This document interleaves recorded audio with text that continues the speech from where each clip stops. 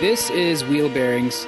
I'm Dan Roth, and the next time you hear from me will be the end of this episode. But Sam and Rebecca hammered out an episode during their travels. They took to the skies to attend the reveal of the 2021 Cadillac Escalade, and you'll hear some chatter in there about the return of the Hummer name on an electric truck as well. And from there, our intrepid pair reconvened in Chicago for the auto show, where Sam was able to interview Joe Eberhardt, CEO of Jaguar Land Rover North America. So let's begin. We go now to the Delta Lounge at LAX. Hello, welcome to Wheel Bearings episode 139. I'm Sam Abul-Samad from Navigant Research. And I'm Rebecca Lindland from Rebecca Drives.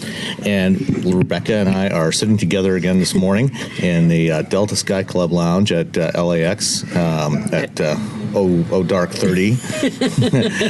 we're just leaving an event that Cadillac did last night to unveil the new 2021 Escalade, and we're on our way to Chicago for the auto show, where we may pick up, if we have time, and record some more stuff there. But Rebecca, let's start with the Escalade. We saw the new Escalade last night. What do you think? I thought it was a really nice iteration of the brand of that model. You know, it's interesting talking anecdotally to people on the different coasts. On the East Coast, a lot of Escalades are used for Uber and Lyft for car services, livery services, right? But on the West Coast, they're more family cars. And, you know, they're certainly used in that way as well, but they are seen as, especially if they're not black, they are seen as very... And we're referring to the color of the vehicle. Right. Oh, gosh. Yes, especially if the vehicle is, this is pre-coffee. I'm literally drinking my coffee as we speak. So I think that they've really have focused on the family. They've tried to, especially the interior. The interior is absolutely stunning, and it's worthy of an Escalade, more importantly, the Cadillac brand.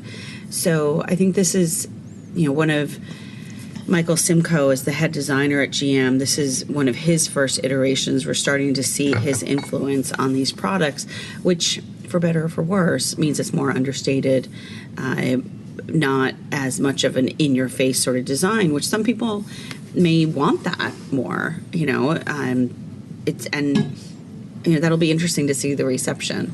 And I don't mean to imply in any way that this is not a Midwestern car as well. It's just having gone from East to West Coast and talked to people anecdotally about it.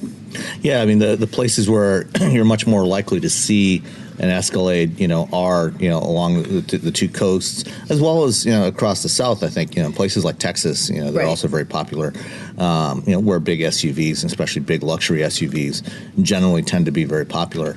And really, this is a very important vehicle for Cadillac. For the last 20 years, the Escalade has been, I would say, probably the most, by far and away, the most profitable vehicle for the Cadillac brand. It's not necessarily the biggest selling in terms of unit volumes, but in terms of profit margins, absolutely, they probably make upwards of $30,000 per unit that they sell in profits. It is, and so it's important for them to get this right. And as in the past, this Escalade is based on the same full-size SUV platform that's used for the Chevy Tahoe, the Suburban, and the GMC Yukon. What's it called now? GMT 1100, or yeah, I'm not sure what the code name is, but so this is a new platform, right? It's derived from the one for the current generation full size pickups, right? And you and I have both had a chance to at least ride in a couple of other iterations of this. In December, I rode in the Tahoe when GM unveiled that, along with the Suburban, and then I think you had a chance to drive. Did you get to drive the? We really didn't get to drive it. They were pre-production, but I did just get out of the Silverado, okay, which is built on the same platform. But this is quite a bit different Exactly. So you can't really compare the two. Yeah. But in terms of utilizing the same platform, Silverado pickup truck, obviously, but it'll definitely be interesting. I'm very anxious to drive this to see how it compares. Yeah, and so where this one really differs compared to prior generations is these new SUVs are the first full-size utilities from GM to go to an independent rear suspension system. Oh, so that will really make a big difference. Yeah, it how does. How will we feel that exactly? Overall, the driving dynamics of this one, of the Tahoe, are vastly improved compared to before. In the past, we had a solid rear axle. It was coil on. I think the last generation did use coil springs on the rear, rather than the leaf springs that are used on the pickups. But now with an independent rear suspension, there's a couple of big things. First of all, the ride quality, because you have a lot less unsprung mass. You don't have to move that whole axle around. The center part, the differential, is solidly bolted to the frame now, and so only the wheels move up and down. And that has some, in addition to the dynamic characteristics of the vehicle, it also has another important benefit, which is in that third row legroom. Because when you have a solid rear axle, the floor pan has to be considerably higher because you have to leave room for that axle to move up and down as it goes over bumps. That makes a big difference in that legroom then. And that was one of the huge advantages that Ford got a decade ago when they switched over to independent rear suspension on the Expedition and Navigator, because now when the differential doesn't have to move, you can make that floor pan probably a good 6 inches lower. And that's a lot of legroom. And one of the big complaints about the GM utilities has always been in that third row. The seat is typically bolted just straight on the floor. So when you're sitting in the third row, you're always sitting with kind of a knees up attitude, rather than more chair-like positioning. And so you have it's much more comfortable back there. Plus the wheelbase has been stretched by, I think, 4 or 5 inches now on the new generation. So you have more leg room and a more comfortable seating position, which is going to make that third row really much more useful. Plus the body's also a little bit longer. So you have, I think they said on the standard wheelbase version, 68% more cargo space behind that third row. Well, in all three of them. In all three. Yeah. Well, because there was a significant amount of cargo space behind the third row, and obviously it's not copious because you've got the third row, but it's a lot more than I've seen. It's probably a good 8 inches deeper than what I've seen in other vehicles. And I'm looking at your suitcase right now, and you're gonna be able to fit that in that vehicle far better than you would in something else, because there are some where you have to literally stand the suitcase up. Yeah, stand them up or put them sideways. Right.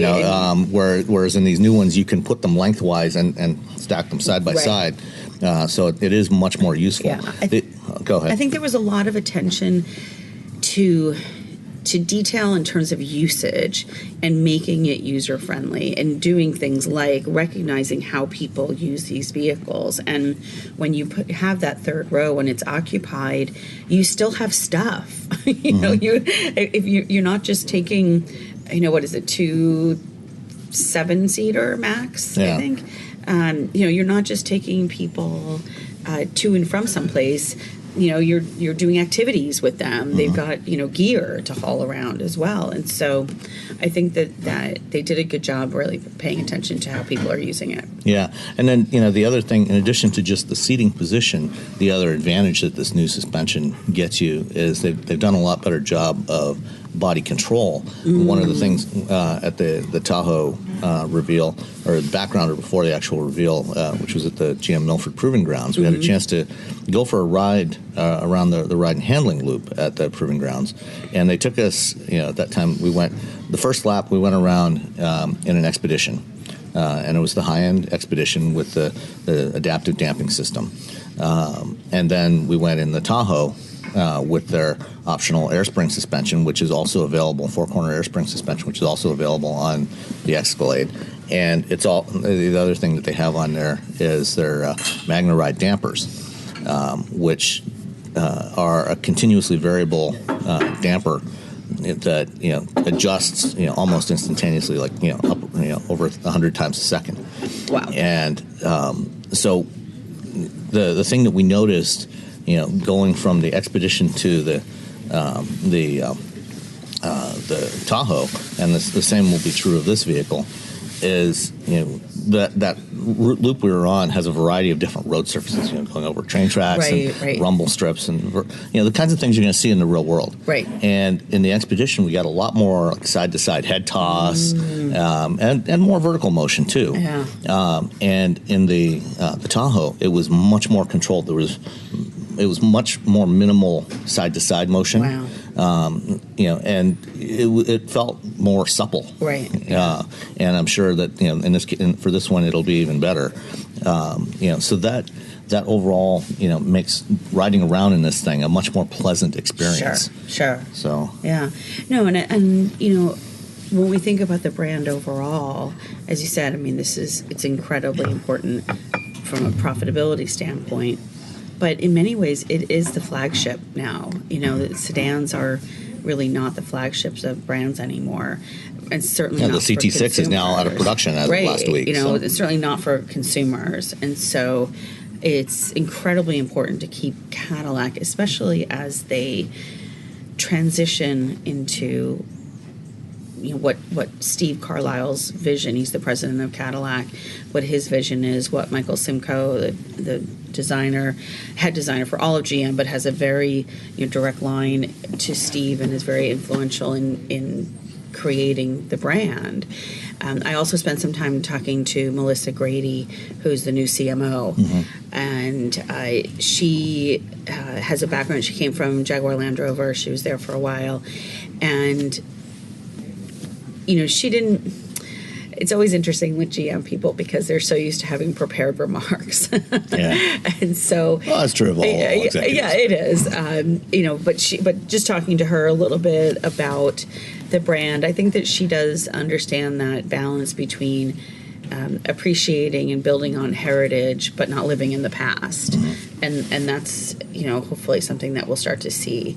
I was teasing her because her predecessor, I could not stand to see one more black Cadillac Escalade on wet cobblestones in Greenwich Village, because that, my friends, is your Uber. Yeah.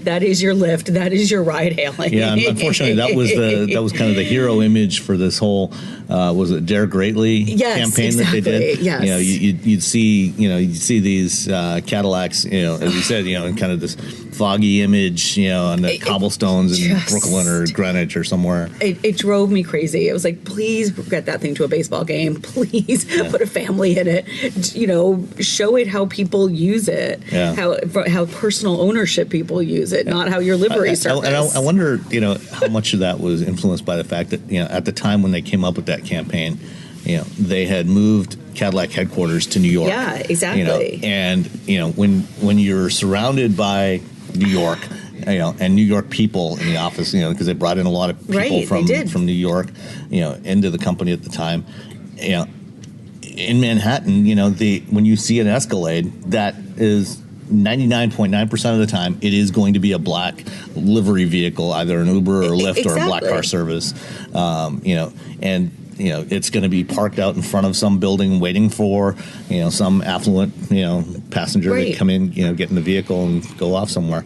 So, I think changing that image, to, move beyond that, I think is going to be crucially important for Cadillac. I think it will be, because those images are iconic, but not in a personal ownership way. And that was always my issue with that campaign. Besides Dare Greatly, you don't want to dare somebody to buy your car. I dare you. Yeah. I dare you to buy that. Unfortunately, I think the sentiment behind the campaign was reasonable when you look at the ads, but I don't think that that message really resonated in the way they wanted it to. It definitely did not. It did not. There's a difference between dare greatly and dare to be great. Career risk. Exactly. And dare to be, or taking a career risk or something. And so, I'm anxious to see how they will market both the Escalade and just Cadillac. The rest of the brand, and the rest of the CT5 brand. and the CT4 and the XT6. Right, exactly. So it'll be interesting. I also had a chance to spent some time chatting with Melissa back in December at a Cadillac Business Update meeting, and she expressed some of those same sentiments. So it'll be interesting to see how that plays out over the next year or so. Right. Because, there's a lot of changes happening at Cadillac right now. They've got at this point now with the launch of the Escalade, the new Escalade this summer, they will basically have a completely new lineup from 2 years ago. Right. They're going to have they'll be one of the youngest lineups on the luxury brand coming out. I think the oldest vehicle in the lineup now is the XT5, right, which is getting a little bit of an update this year. But I think it's probably going to get a full redesign next year. Yeah. And that will completely revamp the lineup. It will. And what's interesting about the executives that are in place now, many of them inherited these products, but they don't have to inherit the campaign. Because there's like 3, 4, 5 year life cycle time to develop a product. Right. So they're just coming in now, but no, I thought the event itself was good. I think the vehicle will be really interesting. I did like the fact that they did make accessible many of their executives, and got a chance to talk to Crystal, one of the head interior designers, and she's had a great career, throughout GM, and again understands that buyer, understands the needs of the consumer that's going to buy it. Speaking of the interior, what did you think of that new dashboard? So that it's and I'm sure you'll post pictures. We saw a tease of it a few weeks ago. There are these this long OLED screen, and I'll let you talk about what that means. But it was. I mean, it's almost like it reminded me of the Porsche Taycan first, but it's almost a little bit more practical and more usable and user friendly because it has dual use it. What do you call that?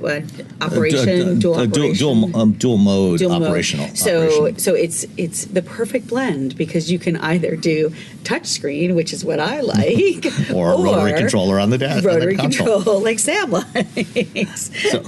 So given that this is an audio podcast, let's describe a little bit what this looks like. So over the last few years, we've seen this move towards the center screen, moving from down in the stack to being mounted up on top of the dashboard, right? Kind of tablet style, like a tablet standing up, right? And almost like it can almost look like an afterthought sometimes if we've seen people, but it's to keep it in your line of vision a little bit more, and so you'll see it in that middle, and all of a sudden you'll just see a screen kind of stuck there. So now imagine that, taking that and stretching it from kind of the right side, roughly equivalent to the right edge of the center console, all the way across to the left edge of the dashboard. Right. This massive display that's standing up, but it's not flat; it's curved. Right. And it's actually smooth. Continuous piece of glass. Right, but there's actually two because you've got the big one, that spans roughly 38 inches across. Right. And then in front of that there's a second smaller one, so you've got this layer directly in front of the driver, which is for the instrument cluster. Right. But it follows the same profile, and I think it's a really visually interesting design. It's absolutely beautiful. I mean, the instrument cluster is set it's just like half an inch closer to the driver, and they said they wanted it to be closer.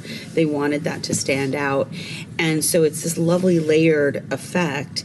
But as you say, it's almost like the petals of a flower, where one is sort of a wider petal that comes around and then encases this smaller one, and it just has this beautiful. I mean, the side angle on it is just gorgeous. Yeah. But then they do have in the center stack. Then they do have the controls for climate control and readily accessible buttons, which is nice too. Yeah. And I think it's both legal and safety wise, and for ease of functionality, you can just adjust the climate as you need it. So I didn't see what else is there, heated seats and stuff like that. Yeah, I mean, you've got all the usual amenities. Right, but like in those buttons. Oh, yeah. In just that line of buttons. But I think it's so clean. It looks just absolutely beautiful. Right. And so, within this array, that spans in front of you, there's actually 3 separate displays embedded in there. So, the back one, the large one, is one sheet of glass, and then the second sheet of glass in front of that. And on the left and the right, you have touchscreens. So There's a 7-inch touchscreen on the left, which lets you just toggle between some of the different displays for the instrument cluster to go to the and that's the just AR driver focus, and the navigation. Yeah, driver centric. Right, and so that's just there's only a couple of things on there. Right, and then on the right you have a big, almost 17-inch. Diagonal display, the touchscreen there, and then a 14-inch instrument cluster display. Right. And all three of these use what's known as OLED technology. If you've got an iPhone 10 or later, or most Android, most higher-end Android phones, these all use OLEDs, and they also use these on a lot of high-end TVs from LG. Well, LG is the one that sourced the screen, right? And they're a significant supplier for GM now. So. For those that are not familiar with OLED technology, it's different from an LCD. An LCD, which is what you typically have for the screens in a car, the way that works is it's actually a series of shutters. It's backlit, and you have a series of different color filtered shutters, red, green, and blue color filtered shutters that open and close. And when you want it off, when you want it black, you're closing those shutters, but there's always a little. It's never 100% opaque. Light bleed. So there's always at night, even when it's in a dark mode and a black mode, there's always a little bit of light bleed through there. And this is one of the things that Dan complains a lot about with all these screens, and justifiably so. That at night, it's still too bright in there, even when it's in the dark mode. Right. With an OLED, the way it works is every individual pixel is generating its own light. So there's no backlight, no shutters. When you go to black on an OLED, you're literally turning off those individual pixels. So when it's black, it's black. And that's why you were saying last night that it's so you get that really rich black color. Yeah, right. And so you get much higher contrast, but also at night, in the dark, it's dark, which is the way you want it. Yeah. You don't want those visual distractions when you're driving at night. Right. So it's it looks great. Right. It functions better. And it's from a safer safety then perspective. as well. Yeah. And and then that instrument cluster, because you've got this 14-inch OLED in there, they're doing some interesting things in there, like the augmented reality display. Yeah, that's so you can crazy. toggle between 4 different modes. You've got your basic gauge mode. There's a night vision mode. We still have the night vision system that's available on there. That Cadillac originally launched in 1998. Wow. And so at night you can have that night vision display.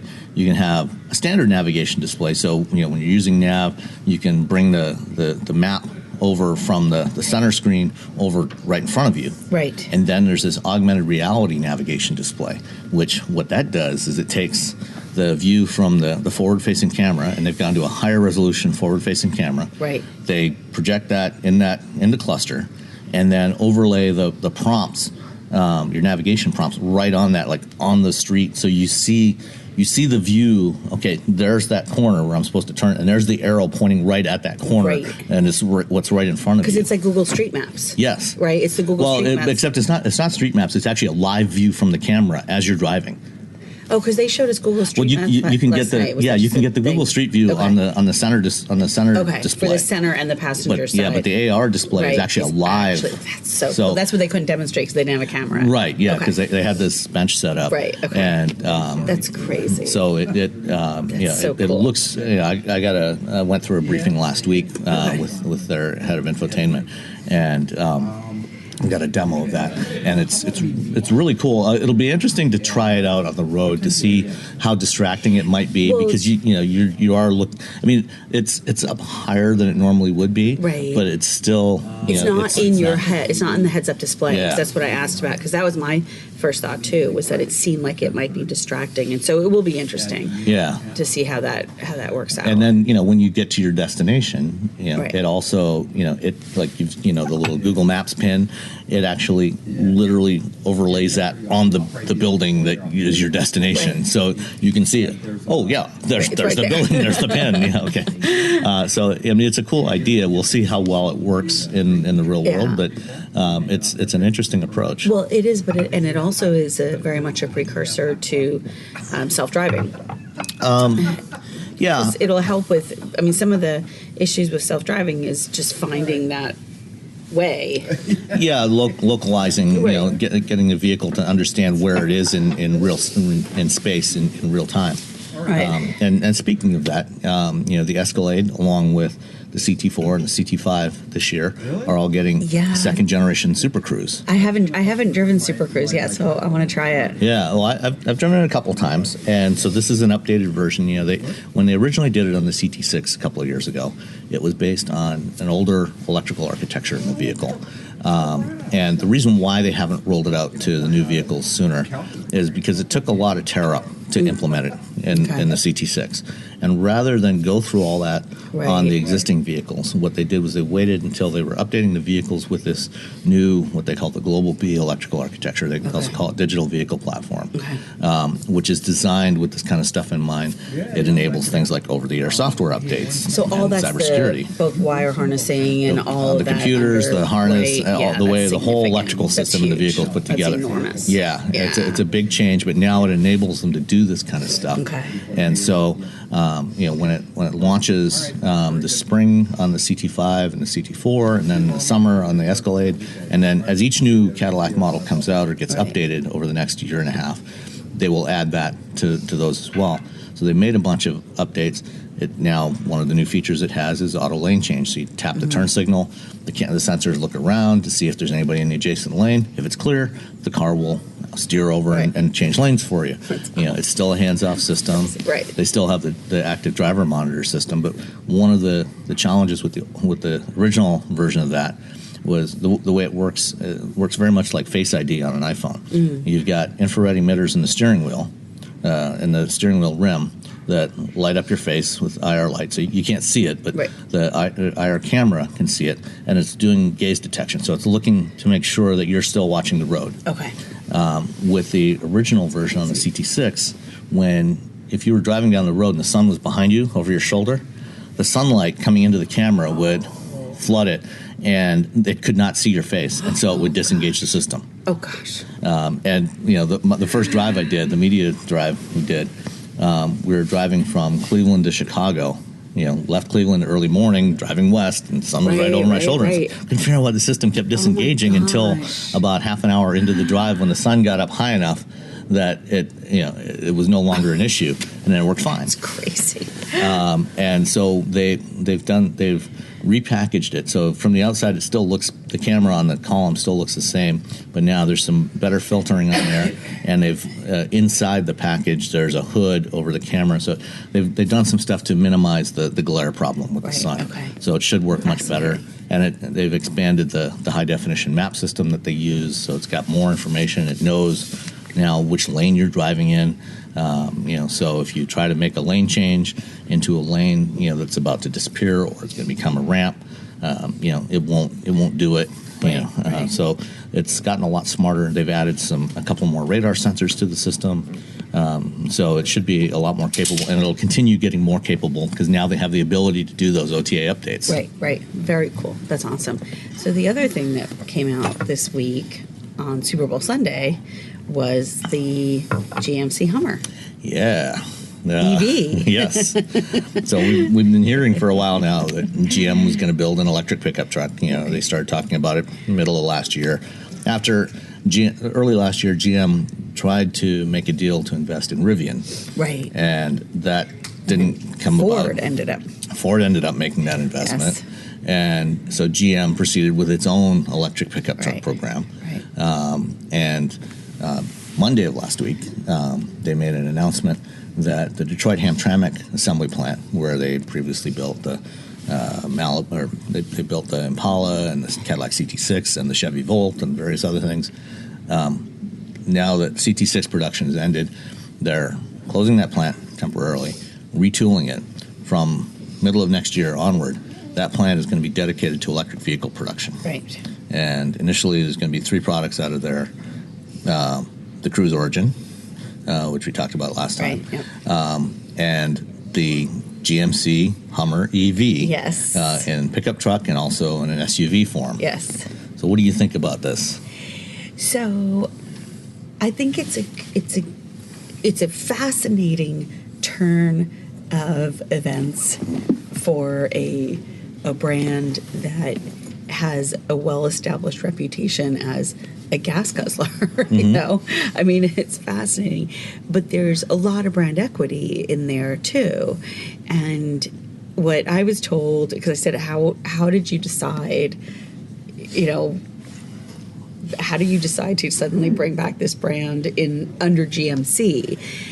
And obviously, you know, they weren't going to bring back the Hummer brand by itself. That involves a whole other slew of issues, including dealers. And, exactly. It's you know, relaunching a brand, an independent brand is completely different.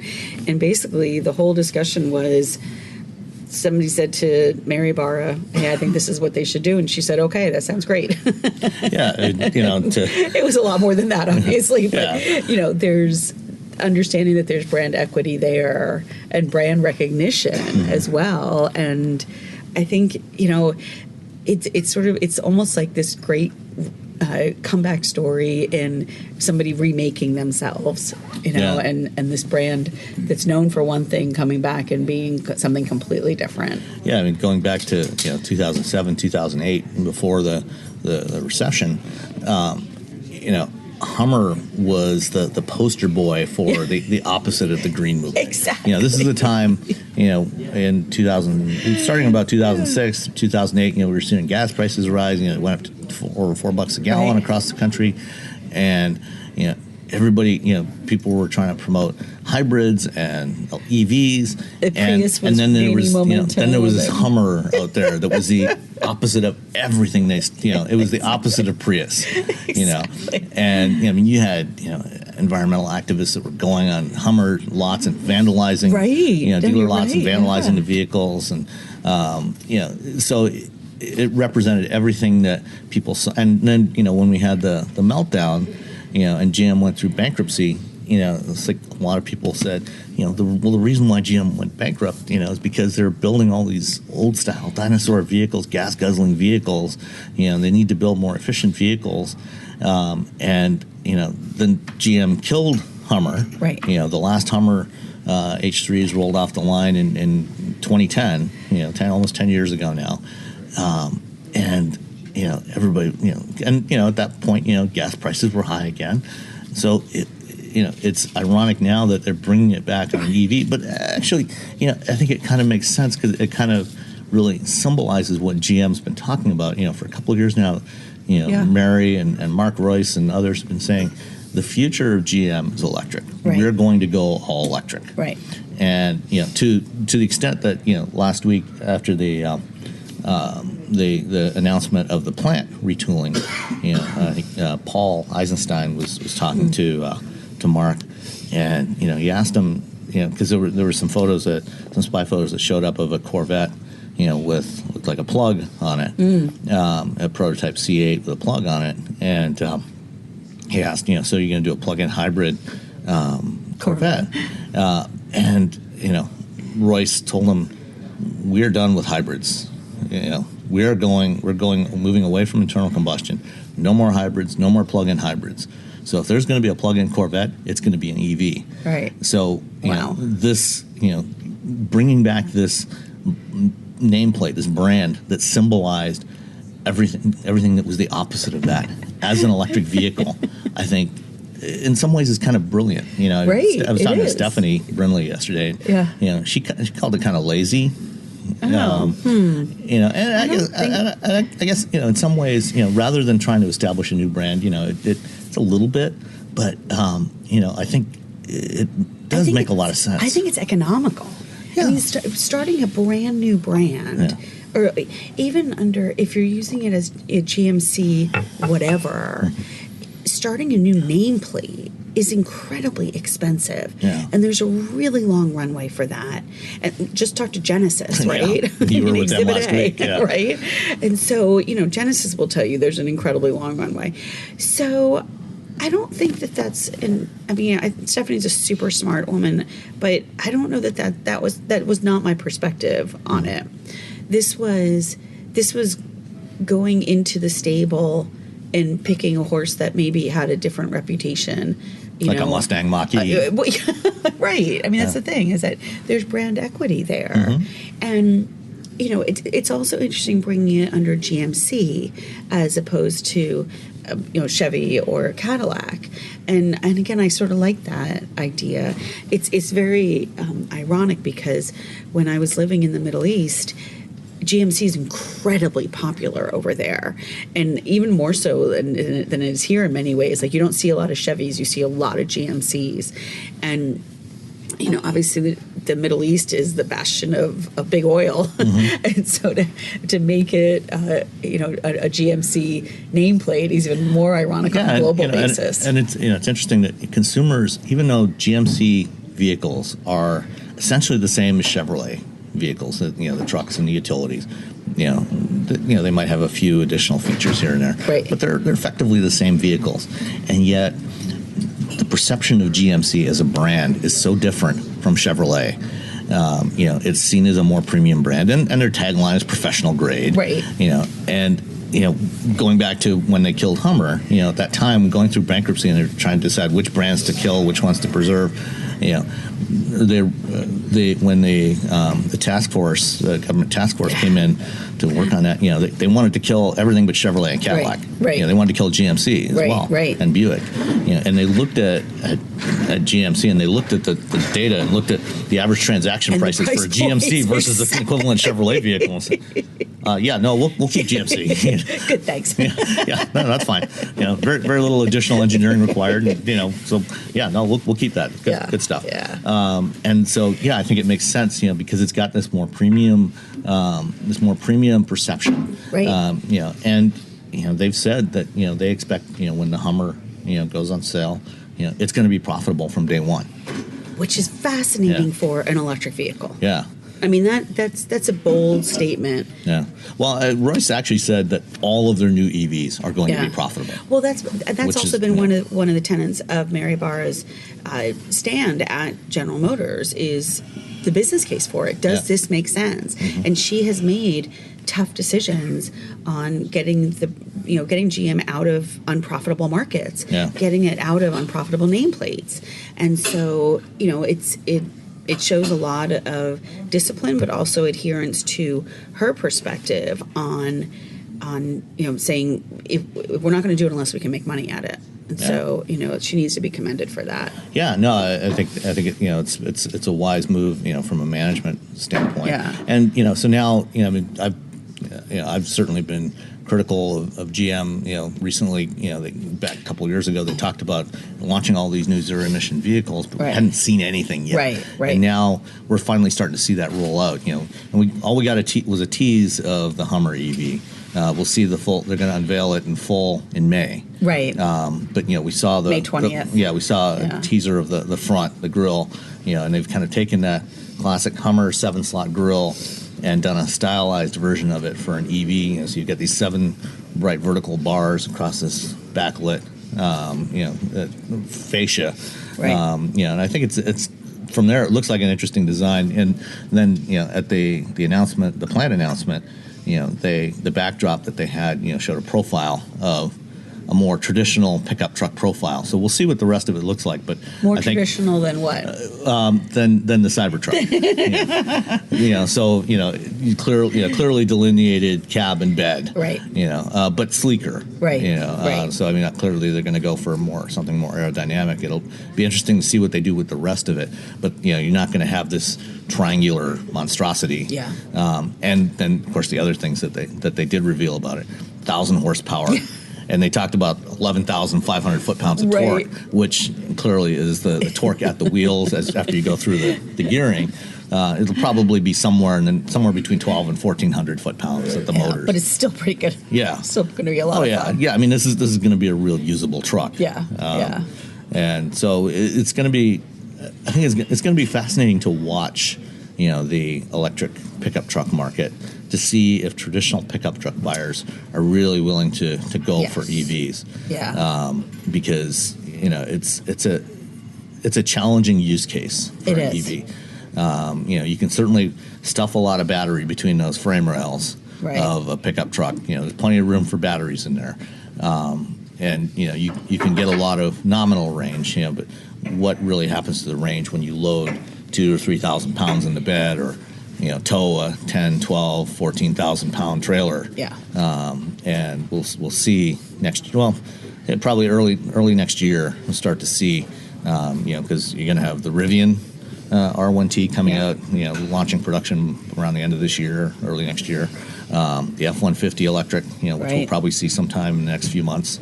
The Hummer EV, and then eventually the Cybertruck, and also Fisker announced plans to do an electric pickup truck, or Karma did. Yeah. So how do you think that GM and Ford's approaches are different? Ford has not backed away from hybrids, correct? No, not at all. In fact, they're very much promoting hybrids and plug-in hybrids. So will the F-150 be pure electric, you think? Both. Or there's going to be a hybrid version, because they've got that modular hybrid system that they developed for rear drive vehicles. So we've seen it now on Explorer and Aviator, as a standard hybrid on Explorer, plug-in on the Aviator. So they're going to take that same approach, where the motor sits in between the engine and the transmission.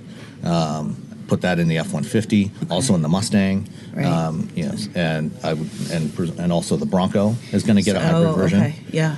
So Ford is very much, they're hedging, they're covering all the bases. Right. They're doing hybrids and plug-in hybrids and battery EVs. Really interesting. And they've talked about the F-150 hybrid, and really promoting, the idea that it's not just for fuel economy, but also, for contractors, now, you have this power takeoff available, for powering your tools and stuff. So instead of having to haul around a gas generator, in the back of your truck, you can just plug right in and you have high voltage. That's pretty cool. Yeah. That's really pretty cool. Yeah. So. All right. We need to get moving and head down to the gate and catch a flight to Minneapolis and then on to Chicago. So we will probably try and reconvene in the next couple of days while we're in Chicago to talk about what we learned in Chicago. And we'll talk to you later. Yeah, Bye. thanks. And welcome back to part 2 of this week's show. We're sitting in an Infiniti Q60 coupe on the show floor at the Chicago Auto Show at McCormick Place. Rebecca, what do you think so far of this year's show? I always like the Chicago show because it's fairly slow in terms of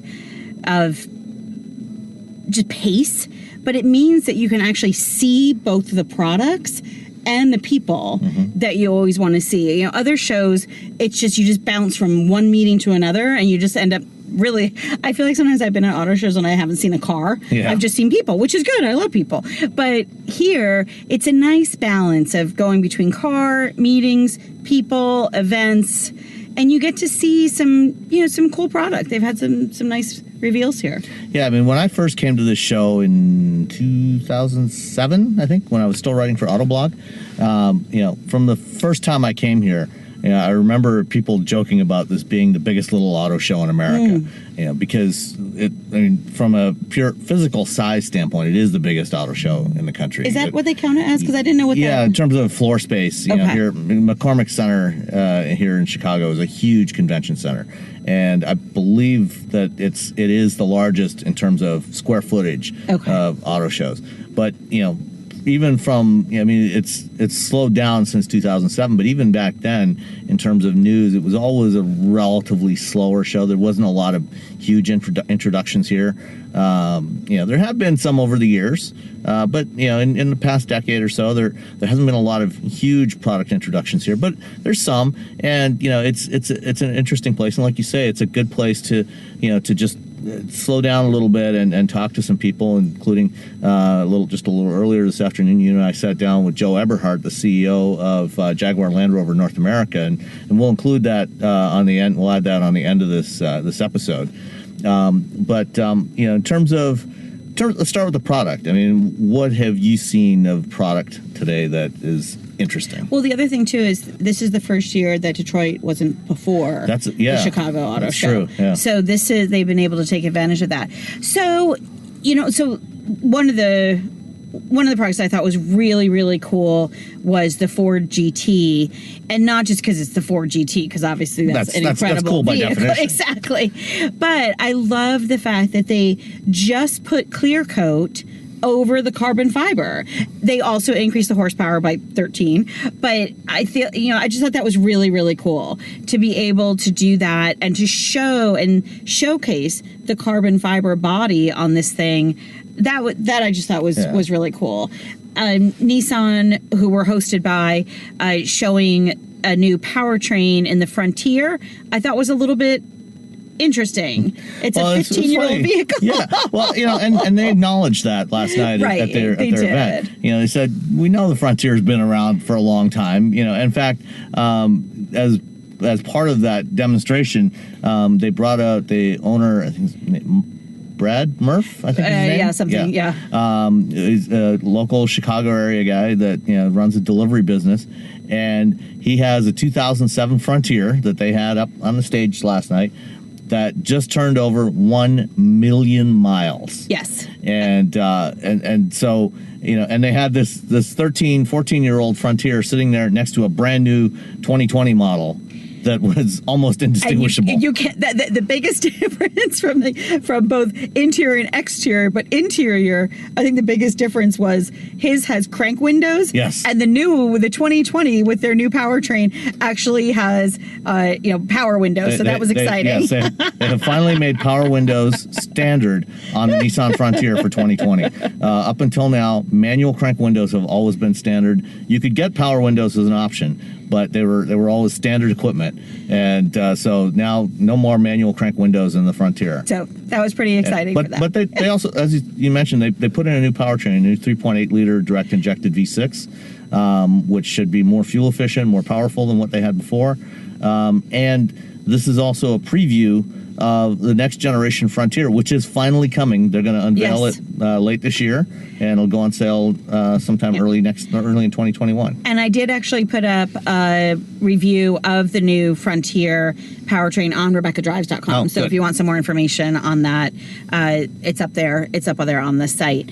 So when I talk about we bounce between cars and people and meetings, I had the opportunity to talk to Johan Denischen, thank you, who's the new COO of Volkswagen, and he had some interesting things to say about just what that brand is doing overall. They did show the new refreshed Atlas here, and I actually got the chance, I think really for the first time, to see the Atlas Coupe, is that what they're calling the Cross-Sport? The Cross-Sport.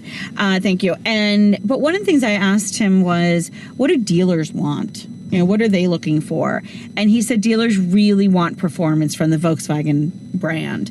And while there is a strong commitment to electric vehicles, they are starting to realize, and I think we heard this from Joe Eberhardt at JLR as well, that performance and EVs actually are very intertwined. Right. And as opposed to an EV being an environmentally friendly solution, it's actually a great opportunity to put some power and performance into your vehicle. Yeah, and one of the interesting things that we actually started seeing a few years ago with the launch of the BMW i3, and we're going to see more of going forward, is that starting in the 1980s, we had this trend away from rear-wheel drive to front-wheel drive, largely for packaging reasons. You put the engine transversely in the front, drive the front wheels.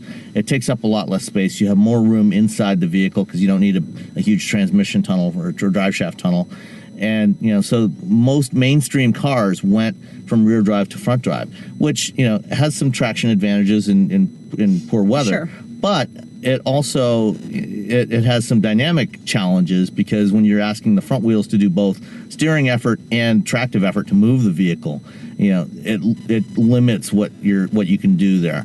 And one of the advantages with going to electric motors are so small that you can stick a motor at either axle or both axles, and it doesn't take up much space. And so with MEB, the Volkswagen MEB platform vehicles, the first one being the ID3 hatchback in Europe, and we're going to get the ID4 here in North America, and that's The latest report now is originally I guess they were planning to launch it at the New York Auto Show in April. Right. There was a report came out this morning that it's actually going to. They've pushed that back to June, and the Detroit Auto Show. Johan wouldn't commit to any particular date, only that it would be sometime this year. But those vehicles, all the MEB platform vehicles, the default configuration is now rear-wheel drive. Well, and the great thing too is that it also enhances the looks of the vehicle, the proportions of the vehicle. You can get this long hood, which of course doesn't have an engine in it anymore. It's got, storage or something. Or in one case, I saw a picture of shrimp. That was that was in a Mustang Mach-E. Yes, that was weird. They packed the front trunk full of ice and put out a shrimp tray on there, basically. But I thought that Johan was, and of course you were there as well, talking about just what consumers want and the opportunities that Volkswagen has. So I hadn't sat down with him before. Yeah. So that was interesting. Yeah, I mean, I've first met Johan about 12, 13 years ago. Yeah. And I've talked to him on a semi-regular basis over the years. And it's interesting, he acknowledged, that compared to, like a Toyota or, General Motors or, a lot of the other big mainstream brands, here in North America, at least, Volkswagen's huge in Europe. They're the biggest automaker globally. But here in North America, they're a relatively small player in terms of volume. They are. And so, they have to be a little more choosy about what vehicles they bring to market here, because they just don't have enough volume to justify everything they might want to do. And so one of the ways to hopefully grow the brand is to make vehicles that are more engaging, that excite customers more. Right. And that's, you talked about the performance, the design, the driving dynamics of these vehicles. And I think that, the shift towards electrification is going to help them. Certainly, cars like the GTI and the Golf R, are a big part of that strategy. And they're very important to Volkswagen. But, I think he said Golf R sales are pretty steady, 300-400 a month? Right. Which is not a lot, but it keeps people interested in Volkswagen as a brand. But I think the shift to electric with these MEB vehicles is gonna help them a lot, because they have a lot more flexibility, both in the driving dynamics, but also in being able to scale up and down power levels. Right. With slightly larger or more powerful motors. So it'll be interesting to watch over the next several years. Yeah, no, I think that will be really cool. The other thing that we saw, Toyota revealed the Nightshade edition. More Nightshade editions. And then also the Highlander hybrid version, which is going to hit the market soon. And then what else did we see? I'm trying to think now as I look through my pictures. Honda showed a mid-cycle refresh of the Civic Type R. Okay. So they've done a little bit of styling tweaks, to the front and rear fascia. It's got a bigger grille for better cooling, and it's also got a new color option, this Boost Blue, which is a fantastic looking color. Yeah, that's really fun. Yeah. And then Jeep just had their Mojave version, which is the Gladiator Mojave. Gladiator Mojave, which is specific for sand driving, which there's a launch at the end of March, which should be a lot of fun to watch that and see what happens there. I wrote on Forbes about the Gladiator Mojave and what they're doing, what Jeep is doing. For years now, they've had the trail rated badge that they apply to their really off-road capable models. Right. And every single model in the Jeep lineup has a trail rated version. On the Wrangler, I think they might all be trail rated. Yeah. But I think so. on the others, on the Cherokee, Compass, Renegade, it's the Trailhawk models. Those are the trail. They have the trail rated badge on the fender, and trail rated means that they've got the 2-range transfer case with the 4-wheel drive low, the locking rear differential, all terrain tires, and you and I, we drove a couple of those at the Chrysler What's New event last summer at the Chelsea Proving Grounds. And those, even the Renegade, Renegade Trailhawk is a very capable off-road vehicle. That was incredible. It's amazing what that thing can do. So those are designed, for go anywhere, going down trails, over boulders, and so on at relatively low speeds. What they're introducing now is a new version, what they're calling desert rated. which is really, it's targeting kind of like the Ford F-150 Raptor. Right. Type of performance level. So off-road, high-speed off-road driving, in desert conditions over sand, or even dry desert, like like what I would have done in Saudi. Yes. Not that I ever drove in the desert in Saudi Arabia. That never happened. No, of course not. Never. Because that was not allowed then. It was not allowed, and I never ever drove in the desert in Saudi Arabia. Right. So the first of Jeep's desert-rated models is the new Gladiator Mojave. And what they've done with that, they've done some interesting stuff on it. They've got these new Fox dampers on there, which are the Fox Bilston, which are like some of the two and a half inch dampers. Right. Ford also uses Fox dampers on the Raptors, but they're a different one. These are, I guess, even a higher grade damper from Fox than what Ford uses. They have external reservoirs. So what that does is it allows the hydraulic fluid in the dampers to go into the reservoir and get cooled. So the fluid, because what you have, if you've got a lot of motion in the dampers, you can start to get fade, and it loses some of that damping effectiveness. And so it cools the fluid in that external reservoir, and so you get better performance, on long distance, high speed off-road driving. They also added some new jounce dampers. So what that does is those are in the springs as you reach maximum compression. So when you get airborne and you come down and the springs compress down, those jounce dampers give some more resistance there, to help keep it from bottoming out too much. New skid plate, and for extra durability for that kind of high speed running, the steering knuckles that are normally cast aluminum are replaced with cast iron knuckles for extra durability. So and there's a few other things as well. More heavily bolstered seats. When you're bouncing around in the desert, right. At high speeds, you want to make sure you stay in place. And so they've done some good stuff there. And I expect we'll see before long a Wrangler Mojave and potentially some of the other models as well. Sure, yeah. So that was really cool. One of the concepts that was here that's a lot of fun is the Kia Habanero concept. That one's actually been around a while. I didn't see it before. They showed that. They showed that at the LA Auto Show. Oh, I didn't go to LA. Yeah, so it's a concept that is a preview of the design direction for the next generation Nero. Right. So that's all electric. Really fun. I thought it was really great looking. Actually, you know what? Now that I think of it, it was actually, they first showed it at the New York Auto Show last year, the Habanero. Really? That's where they unveiled it. Because I was with like 4 other people and nobody had seen it before. Yeah, it was at New York last year. That is so funny. Yeah. And then the Chevy Trailblazer, did you see that thing? Yeah, the Trailblazer was at LA. Okay, so that's what I hadn't seen. So the Trailblazer is a new lower cost, small crossover that fits in just above the tracks, between the tracks and the Equinox. So that was having formerly had a Trailblazer. I was resigned to that new design language. that name to a very different kind of vehicle. Yes, exactly.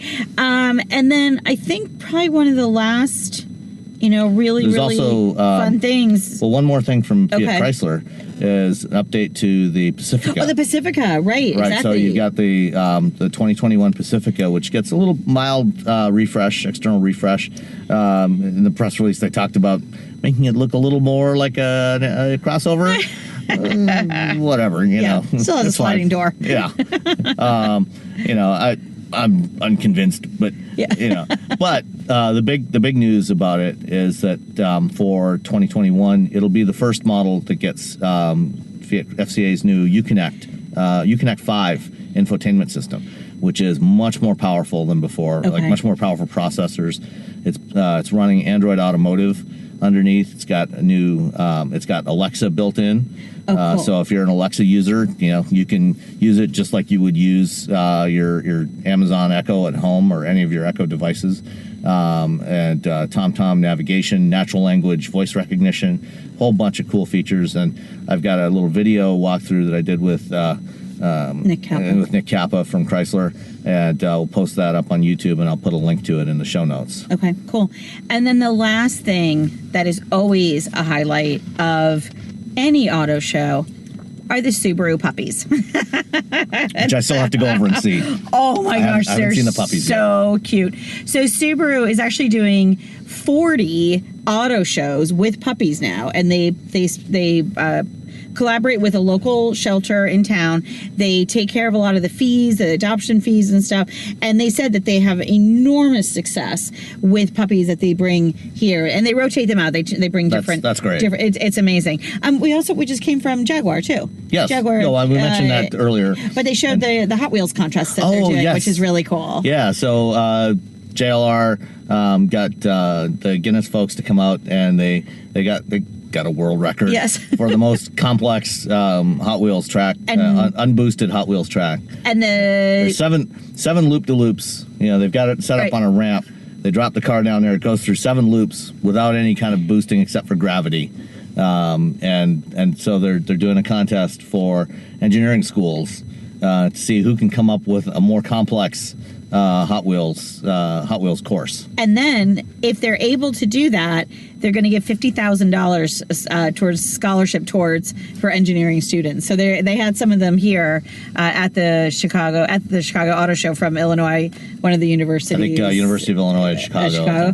So it was really cool. I think it's a great example of collaborating with universities, getting kids interested in vehicles and in classic toys like Hot Wheels that we all know and love. Yeah. So when the bad stuff in the world is getting you down, go play with a puppy. Exactly. A puppy will always make you feel better. And then go play with some Hot Wheels, and it'll all be good. None of the bad stuff will matter anymore. Exactly.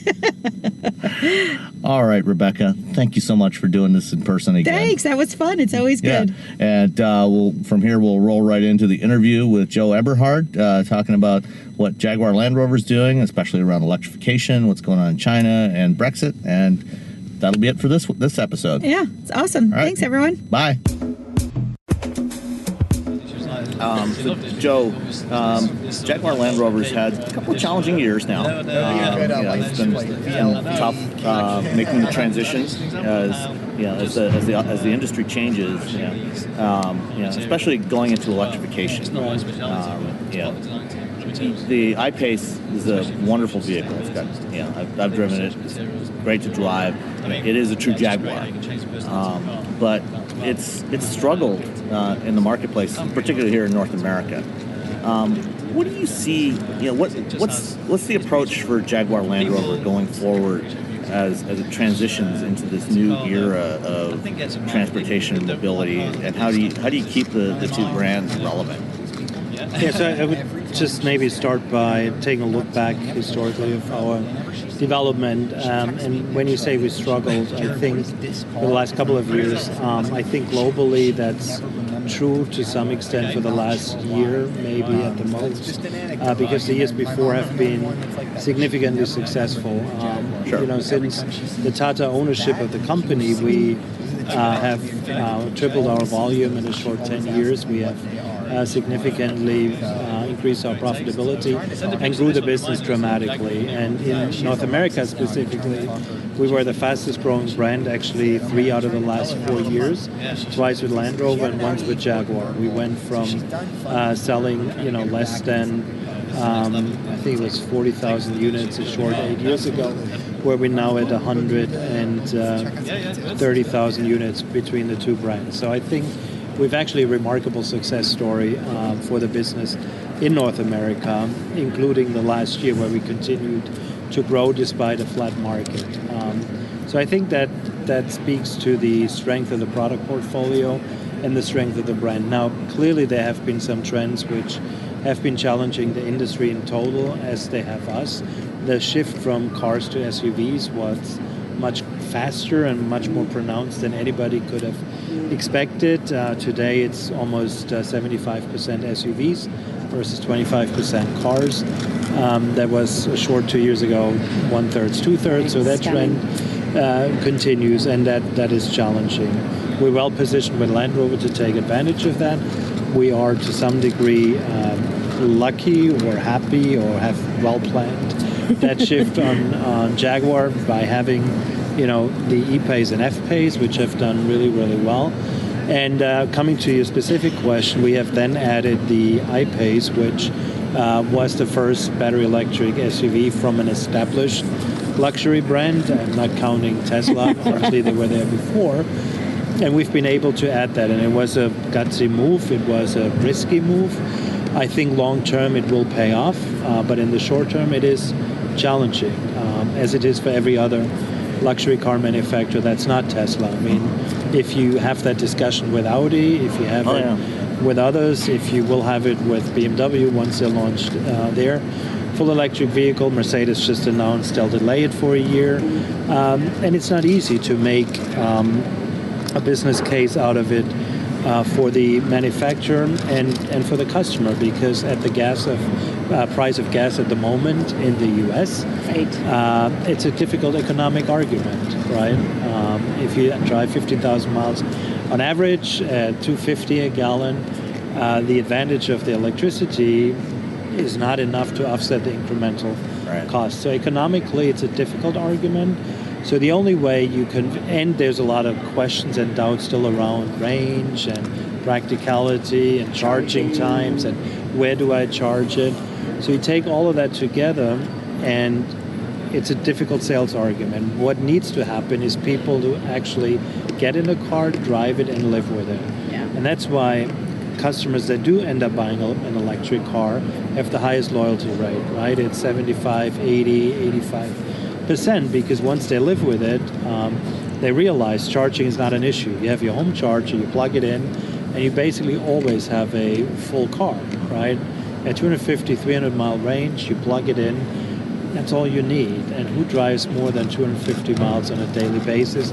Hopefully nobody. Hopefully nobody. Well, I was at the luncheon today with Cody from Audi, and he talked about some stats of 98% of single trips are less than 50 miles, and 30 miles is the average daily commute driving for people. Right. So I was in an I-Pace for a couple of months, and my commute is 50 miles one way, and it was never an issue. Right. I plugged it in at home; it was fully charged. I plugged it in at work, fully charged. It was the most convenient way. Now, when I dropped my daughter off in St. Louis, 1,050 miles, slightly different story. But how often do you do that, right? And so anyway, long story. I think it will take time, and what's required is people to actually live with it, drive it, and then spread the word. Because we cannot, as a manufacturer, if we say it, nobody believes us necessarily.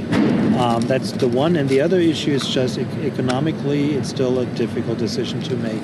So we get a lot of people that are interested in an I-Pace because it's new, it's interesting, it's exciting, come in, and then they see a Velar, a Land Rover Velar, or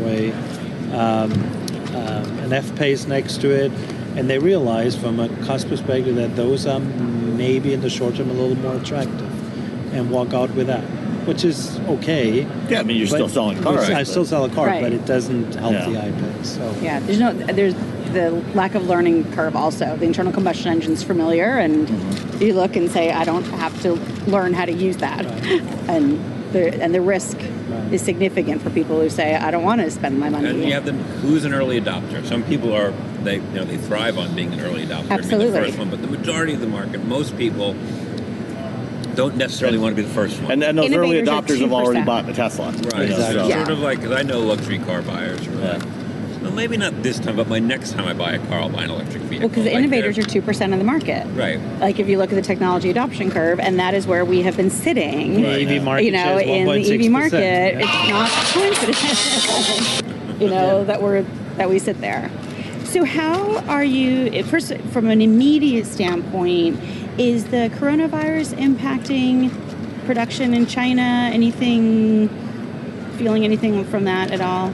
Not to my knowledge. I mean, I don't know the details of my colleague in China, but we don't have anything that we import from China on the product side. There's a whole separate issue then. So that's a whole separate And then issue. Brexit?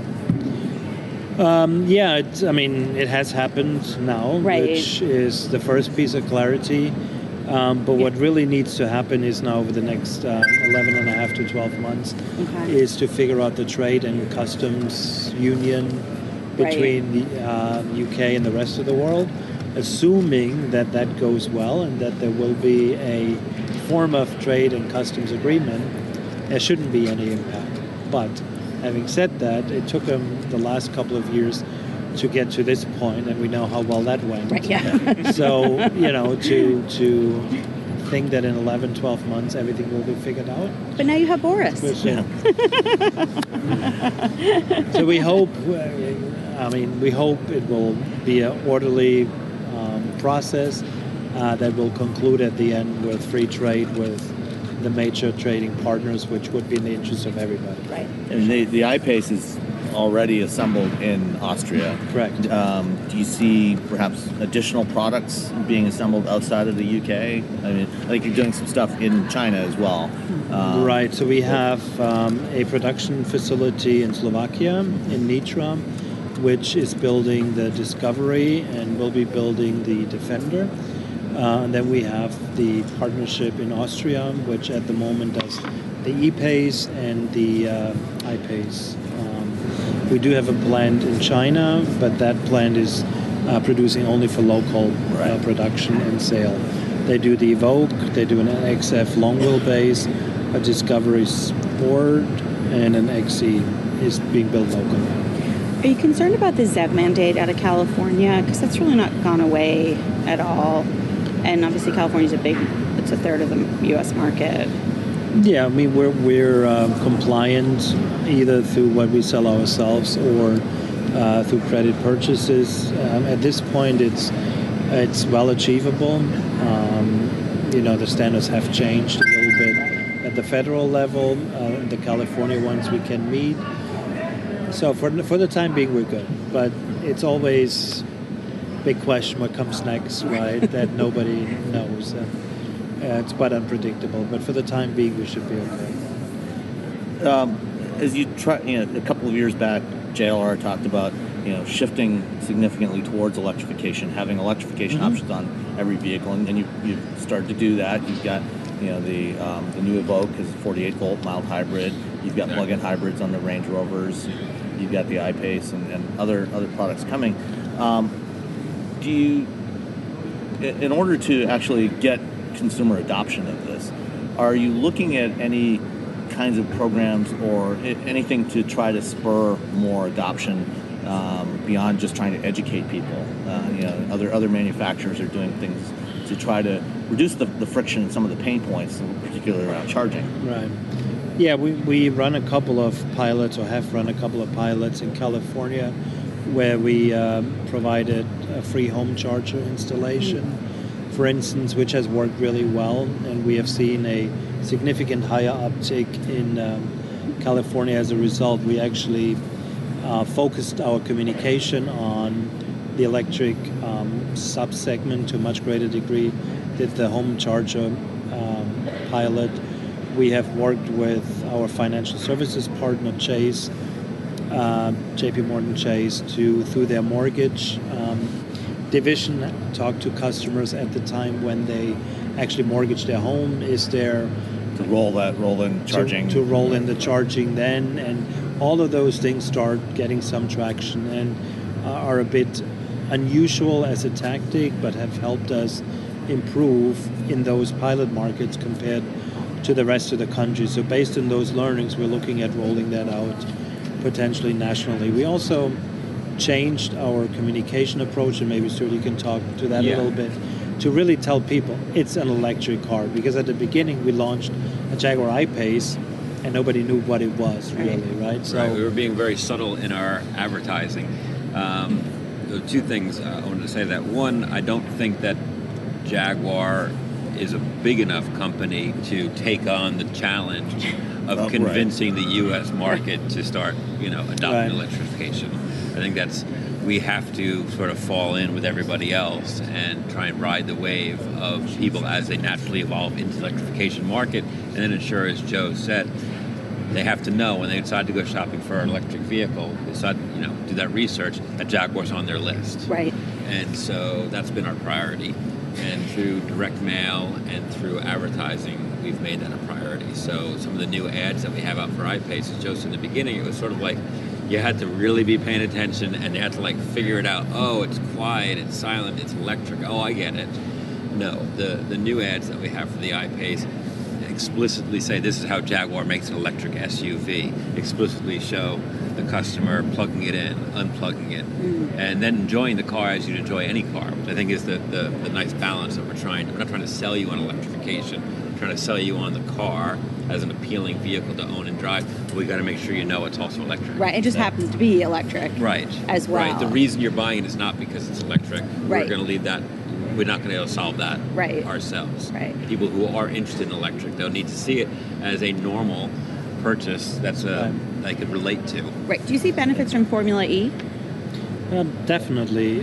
As that grows in popularity, it is I don't want to say easy story to tell, but there is definitely some transfer there. So for instance, there's a software update now on the current I-Pace that's out there, which will extend the range by 30 miles, I think. Yeah. 20 or 30 miles. And that was a direct output from the Formula E program. So there are a lot of learnings that can be transferred. Right. And from a consumer standpoint as well, do they go to an event? I mean, like in Brooklyn, that was a great event. Sure. Yeah.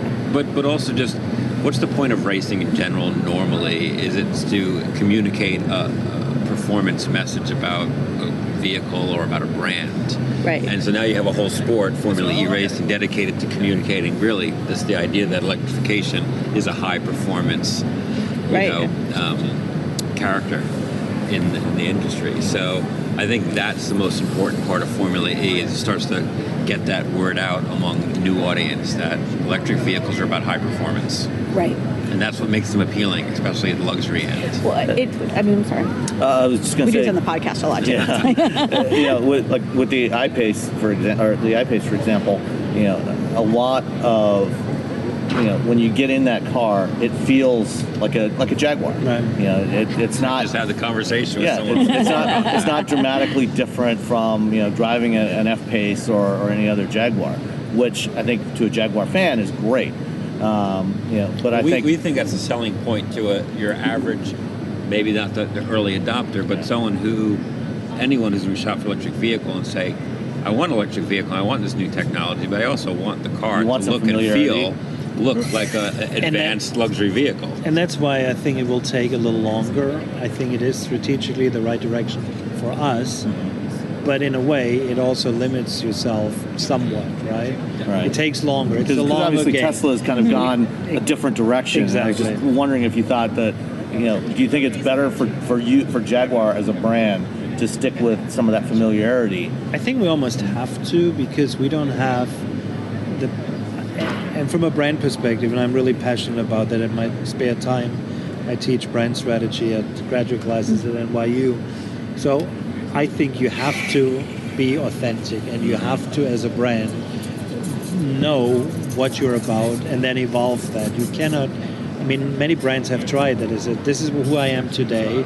Let's forget that it's all bad. I'm going to be something different. And now more than ever. Yeah, and that doesn't because work. Kids can just look on the internet and see what you were before. And exactly. And I don't think as a result you're authentic. I don't think it works. So for Tesla, and credit to them, it was the absolute right thing to do. You say, forget all of that. We're completely different. We ripped up the rule book, and that's they had no legacy to no legacy. They're all based on hope right now, though. Exactly. But for us to then say, oh, guess what? This is a new shiny thing. Right. Will be the same than Tesla, right? That would have not resonated, I think, with anybody. Now, we don't, as a result, get those that want something completely different. We will evolve, hopefully, with our customers as they make the transition. That's really the hope and the bet. But that will be a longer road. It will take longer. But arguably, for us, it will be the more successful long-term play. So our electric cars will always be more Jaguar than just an electric car. Right. And you will see that. You saw it in the I-Pace already, and you will see it in the next electric car from us, which is the XJ. So I think we will evolve that as well. And it seems like that's probably a smart thing, because once you get to electric, with internal combustion, and you could often tell, from the feel and the sound, what, without even looking at it, what vehicle that was, based on the character of the powertrain. You lose a lot of that with internal, or when you go to electric. It becomes less of a product differentiator. So you have to figure out how you're going to separate yourself from the crowd, and maybe keeping some of those other attributes maybe is the right way to go. Absolutely, and without talking negatively about Tesla, but their differentiation is in the electronics and the HMI for the time being. It's certainly not in the drivability and the materials and the design of the car. Right? And the ownership experience. And the ownership experience. That's really a very experience and service experience. That is a very good point, and we do think that our retailers are actually a competitive differentiator, which is why they're investing heavily to the tune of $1.5 billion over the last 2 and next 3 years into updating the facilities and to updating their processes to make sure that sales and service experience is adequately supportive of the product. Right. One of the issues in the past, as manufacturers have tried to introduce plug-in vehicles, electric vehicles, has been some reluctance from dealers from the retail side to actually push those vehicles because they have the potential of losing after-sales business and service. Has that been a challenge for you? Not yet, just because the percentage is so small, really, in terms of the overall business. But there is a new business model that retailers will have to get their head around, and that we're working with them to work out. There's still going to be mechanical issues in the car. Yes, there's less of them.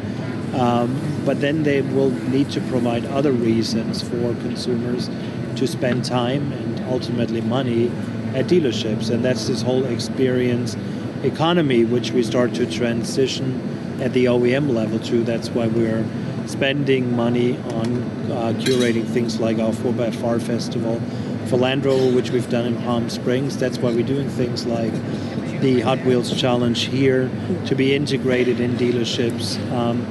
Because if we just use the old model of dealer sells a car and the customer comes back when it breaks, right, that doesn't work anymore, right? They still will break, but to a much lesser degree, and obviously with a much lesser volume of repairs. So we need to give customers other reasons to come spend time at the point of retail and connect with them through experiences, through events, and offer other value-added services. Do you know how many JLR owners also own a Tesla?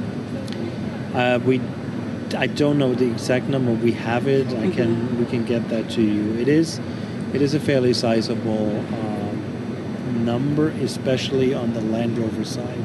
I think more so than on the Jaguar side. That's like a Range Rover and a right, Tesla. and a Model S. Yeah, that makes sense. That. I mean, you're an affluent customer. You're going to buy the coolest, most interesting thing. And right. Especially Model S, Model X owners that more often than not was not their only car in the household. Exactly. They typically had multiple vehicles. So, when you're buying $80,000, $100,000, $140,000 cars, you can typically afford multiple. A couple of them. And the Defender. It's really exciting to have it back. It is. So tell us about that. I mean, obviously for us, this is a really big moment. We didn't have the car for 22 years in North America. We sold a total of 7,800 Defenders originally. Just a little fun fact, 20% of those are still with the original owners. 23 years later, which speaks to the appeal of that particular product. And the challenge then was, how do we really bring that car back, modernize it for the current times without losing the appeal of the original car? Right. There's two formulas. One is you just copy what you have, right, which without naming competitors, many of them have done, or try to find, and that's the much more difficult way, a new interpretation that's respectful of the past, but also makes the car fit and ready for the next couple of decades. And that was the challenge to the design team. Excuse me. Absolutely. That's all right. You're good. Are these yours? Or? It's just the car. That's you don't the need car. the Do your thing. Absolutely. Do your thing. So that was the challenge given to the design and engineering team. How do you make the most capable Land Rover ever, at the same time be respectful of the past, but interpret it in the modern way? And I think they have come up with the perfect formula. Originally there were some skeptical old Defender fans that when they saw the pictures were like, well, we're not sure. I think those that then saw the car in person completely changed their opinion. They said, yep, this is right on. It works. The car, so that's one, you have to actually see it to appreciate the personality, the appeal. And then once you drive it, the last doubts are gone, because it is, I think, the best driving vehicle in our lineup at the moment. It is an incredible combination of on-road dynamic, comfort, and off-road capability. It's almost the impossible that the engineering team has achieved. You can, and hopefully we'll do that with a press launch. You can take that car on a racetrack and drive it as hard as any other car out there. You can then go from the racetrack in the most challenging off-road track, and then you just pull up and you cruise the highway. I mean, it's really the brilliant combination. So we're very hopeful. We're excited. And the momentum is building. We have more interest than on any other car that we've ever launched. We have how many configurations? It was over 500,000. Over 500,000 fully configured cars. Incredible. Something like 7 million unique visitors to the website. So there's huge interest out there. When's it go on sale here? It's going on sale at the end of spring. Just a few months away. Just in time for summer fun. Yeah, no doubt. All right. No, we're very excited. Awesome. To have cars like an F-Type and a Defender in the portfolio is a lot of fun. Right? Yeah, absolutely. And if you can't wait, you can build a Lego Defender, which is actually a quite exciting little thing. So we partnered with Lego to make a Technics Defender, which is 2,742 pieces, I think. And Lego had hoped to sell 70,000 kits over a 2-year period, and we sold 150,000 in the first 3 months. Wow. One of them went insane. to my kids for Christmas. It took them 12 hours to build, I think. Wow. 12, 14 hours. That's amazing. So yeah, it's truly. David Beckham built one. John Mayer built one. There's a lot of people that. Fun. I'll have to add one of those to my collection. Exactly. No doubt. That's awesome. It's That's a lot of work. fantastic. All right, well, Joe, Perfect for a snowy day. thank you so much for your time. Thank you. Yes. Appreciate it. Thank you so Appreciate much. Thanks for listening to Wheel Bearings.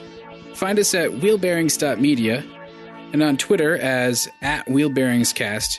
Remember, there's only one vowel, that's the A in cast. We're also at Car Review Tweets on Twitter, or you could just email us. That's feedback@wheelbearings.media. Thanks again for listening to Wheel Bearings.